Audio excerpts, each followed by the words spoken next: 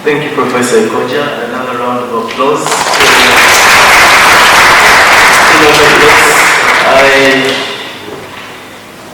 We're really glad you came home and you did such a great job for us. Thank you.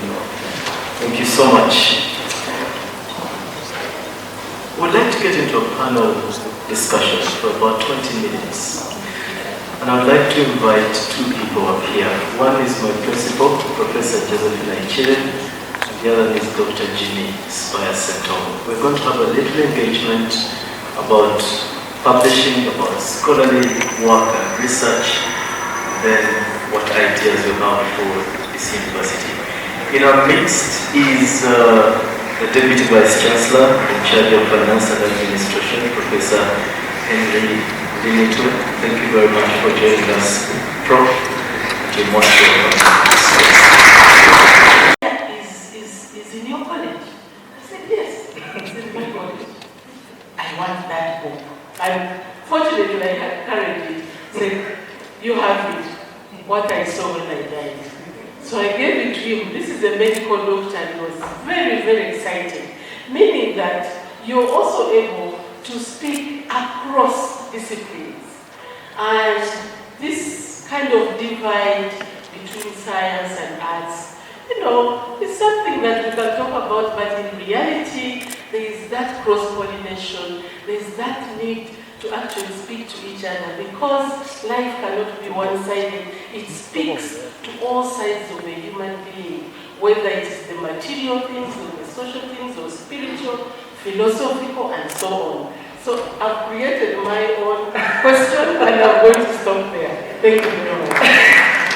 You actually answered my question in very interesting ways, and I would like to thank you for that, especially with the idea of having to speak to people, but also speak across disciplines. I'm much aware that we are determined to do that at CHUSS, and it's something that I'm really, really proud of. Jimmy, you're a writer, you're an academic, you're a leader. I remember the first time I called you, or we called you to our satire class last year. The question you asked me was, what am I going to tell the students? And I remember telling you, just speak to them what comes in your head. I wasn't part of that lecture, but I've been told what happened. A well-received lecture for our satire class.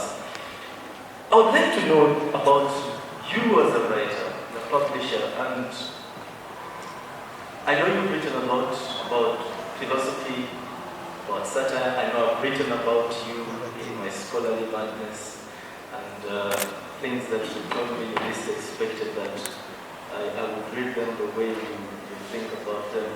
I'd like to know how you are able, as a writer, as an academic, and as a leader, to have all these hats together, but also within Makerere and its future.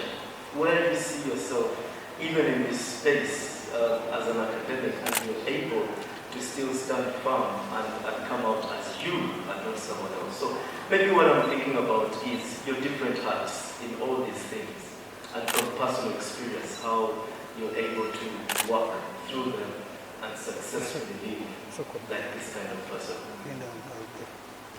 Yeah, thanks, Isaac, for the question. I thought you were only complicated outside, but I think you remain true to your character. Yeah, I'm grateful that I've had a chance to speak twice. I was not supposed to be here, it was to be Professor Williams. But just like I've had a chance to read twice, I'm also speaking twice. And especially in the presence of the Vice Chancellor and the Deputy Vice Chancellor Academic Affairs. I've always talked about many of these things out there on the media, social media, but now I have a chance to speak before you. I think that's such, it must have been God's providence that Professor Beans doesn't appear, and I'm happy for that. Oh, sorry, he lost someone.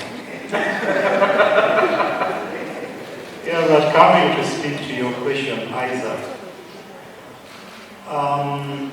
where do I see myself as a writer in the arts and as an academic?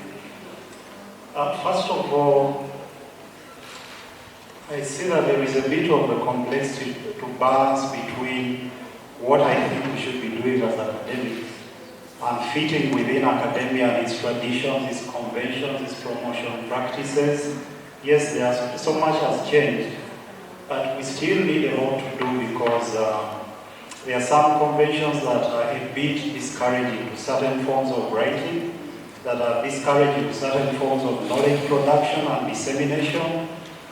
We are celebrating the production of books, 9 books, and I think we have produced quite a lot of knowledge. Today, it's not as difficult as it was a number of years ago to access knowledge. There is so much of it. We might not have done as much as we wish to do, but we know that at least there is too much. But the attendant question should be, who is reading it? Who is reading us? Are we simply attentive, simply keen on producing, or we even care about who is reading what we produce? We talk about citation indices. Yes, that matters. But in our own communities, do our people really know us? Do they know what we produce? Do they know about our journal articles? Do they know about the content of these books? Somehow we have a culture, I don't know where it comes from, it's not really within our promotion practices, but we academics seem to be shy to talk about what we produce. Someone publishes a book, has a social media page, never talks about it. Publish an article, keep quiet. Even the office mate is not aware of what you are producing. And then when it comes to promotion, you list 8 or 10 articles. So you ask yourself, what is it exactly that we are producing for? I write in the media, in the popular media, in the Observer, I draw cartoons, and some people tell me, but you're wasting time because all that doesn't really count in promotion. Well, I care about promotion and so much, and I hope the Vice Chancellor is listening carefully. That's my boss. Being that he's behind the mask, I'm not sure whether he's smiling or just... Yeah, I'm keen on promotion, but I also care a lot about who is reading what I produce. In the newspapers where I write, I'm not really paid. But I feel happy if I write an article and I can check, I find over 1,000 people, 2,000 people have read it.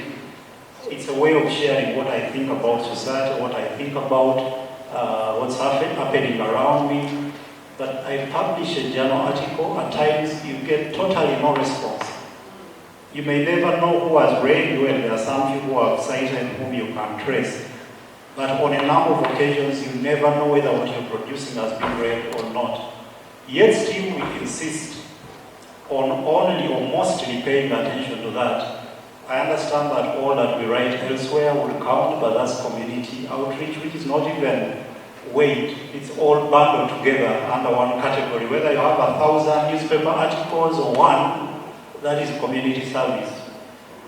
And I think this partly contributes to the question by some people out there on our relevance as academics.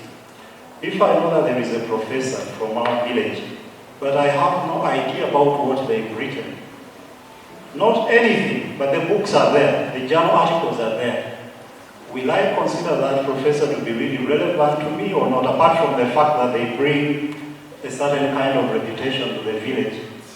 But I think there will be questions about relevance. But there is so much we can do in the debates that are going on in the country about agriculture, about governance, about science versus arts, although I don't think that contest should be there. Where is our voice? I know some people are speaking, but there are some who are almost totally quiet, apart from speaking maybe in safe places such as toilets where no one can hear. There is a way we have muted ourselves, maybe because policy also contributes, and our fears, existential fears, but we have kept quiet at a point where I think society needs us the most. And I think in a way this affects the academia, because if society cannot appreciate what we are doing, I'm not saying we are not doing a lot, we are doing a lot as I said at the beginning, but if we cannot shine it out there, then even when we agitate for certain things concerning us, they might simply keep quiet and look at us, okay, when we're suffering with this and that, they were quiet, Now, why would they want us to speak for them when they have an issue? But one more last thing that I would want to speak to this, especially with regard to promotion. Professor Ahikire put this so succinctly, the politics of promotion, the politics of publication, and the keenness with which we have to study it as we perform it. I think Professor Ahikire was a bit selfish. He almost said everything, including what we would have wanted to say. But it's good that that came out. We are celebrating the publication of 9 books. You mentioned that a book might take maybe a minimum of 2 years. It could take 3, 4, 5 years. But in our promotion policy, a book is equivalent to 3 journal articles. I could write about 3 journal articles in a year, or maybe 6 in 2 years. Now, where would the incentive be for writing books? If one book is equivalent to 3 journal articles, we will concentrate on journal articles. I know each of them has their advantage. There is an advantage to journal articles, and there is what journal articles cannot do that can only be done by books. But is our incentive structure favorable to the production of books? As maybe we mourn that we are writing less books than it used to be in the past when academics were fewer, we should also question ourselves, how have our policies contributed to this? If one needs to be promoted and they know it's going to take ages writing a book, why would I put my energy in writing a book? So I think these are things that we need to think about more. The Deputy Vice Chancellor Academic Affairs is listening to me keenly, and I think that's a promising gesture. Thank you so much. Jimmy, you remind me of an article I read, I think it came out recently in the Journal of African Cultural Studies. If any of us comes across it, it's titled Academic Fakery. It's quite interesting stuff. And how as academics, and you said this, how as academics we pretend to be something when we're actually fake, even in our disciplines. And I think it's by Kotsia, if any of us ever comes across it, it's a really, really well-written article. It's titled Academic Fakery. And it's a whole journal.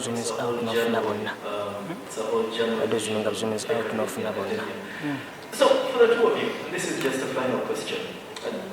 Professor Ahikire talks about needs, talks about ourselves. Jimmy, you talk about who we write for and why we write. Because when I write because I love what I do. Sometimes maybe I don't think about many things. So, when we do this is beautiful stuff. What of the future? What is there for us? How are we able then to inspire academics who are coming after us to do this and even more? And what I know Professor Ahikire talked about this a bit, but how can we help inspire upcoming academics to get into this business of researching, putting their output out there, and being able to engage with not just fellow scholars, but with people, and create an arena where there's a lot more bubbling stuff that is coming out in the world, beyond just our promotion, beyond just we getting the name, and so much more that we do when we write. And then once we're done with that, we'll move on to the next item in our program. Any of you can take up that question. Very brief, because I think that more time was given to the rightful people, the authors, and the keynote, and indeed the keynote swept everything, didn't leave anything. I think you talked about decolonization. You talked about the role of knowledge. I know that we can concentrate on the transactional aspect of it. How do I get promoted and so on. And actually that transactional tradition limits scholarship. Because once you become a professor, there is no incentive to continue producing knowledge. So I think that there has to be an incentive above the transactional interest in the fact that once you sign in to be a scholar, to be an academic, in a premier university, you also in that package have a role to play in terms of creating and motivating society. Look at the books, for example, on languages. I'm itching to read the Swahili one, and also, but it's the Nyantara or the Nyantara? It's in English. And Gugi has actually emphasized that let's also write in our languages, because that's a political act. Write in Nyakitara, in Nyakweruchiga, in Uganda, and so on. I think Dr. Sauda Namiaro has taken a lead on that. So I am just going to say that for us, in this space, as Makerere University, we have a role to play in terms of creating this knowledge, cross-referencing. You look at our course outlines, these people, maybe in engineering, you'll find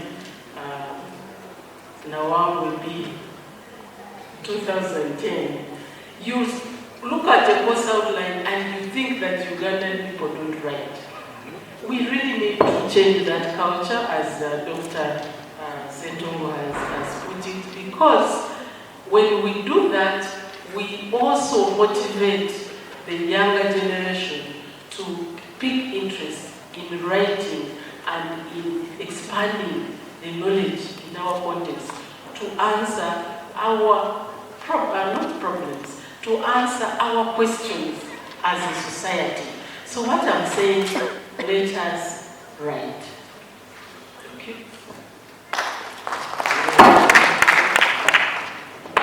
Sorry, what's the question?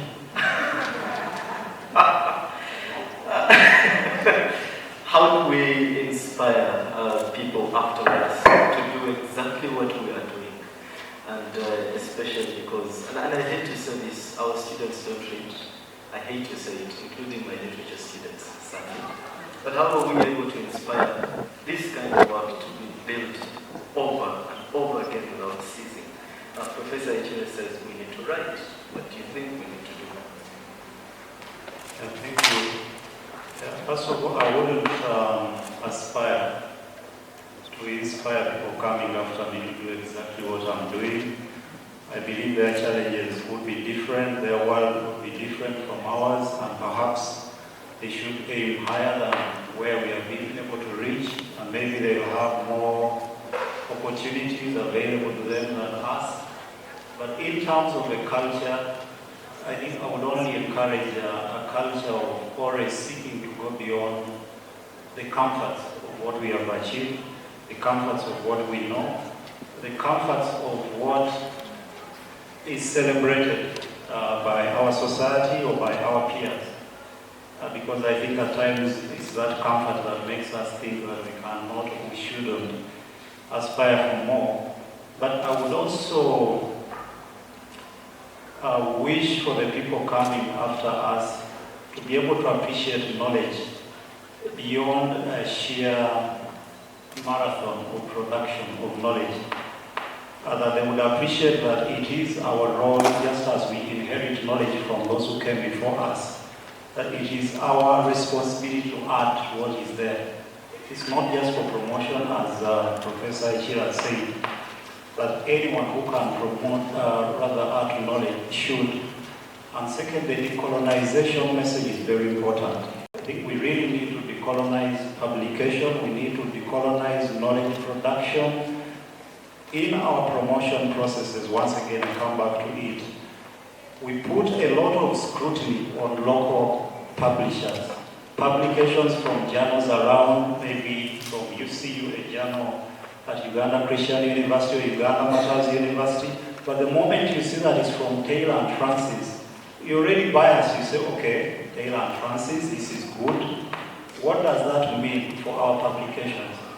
I published an article about 2 years ago with the title, "Which Journal is That?" And it discusses that in detail. When you put a lot of scrutiny on our journals, in effect you're contributing to their death. I'm not saying they shouldn't be scrutinized, but if they're already received with suspicion, we are creating a culture where many academics will select. When I have a very good article that I really trust, I send it to a Taylor and Francis journal. When I have one that I doubt, I send to the journals around Mawazo or to some journal in Kisubi University. But what does that mean to the life of that journal? The cemetery of African journals is quite busy. We start a journal, next year it's dead, or 2 years after it's dead.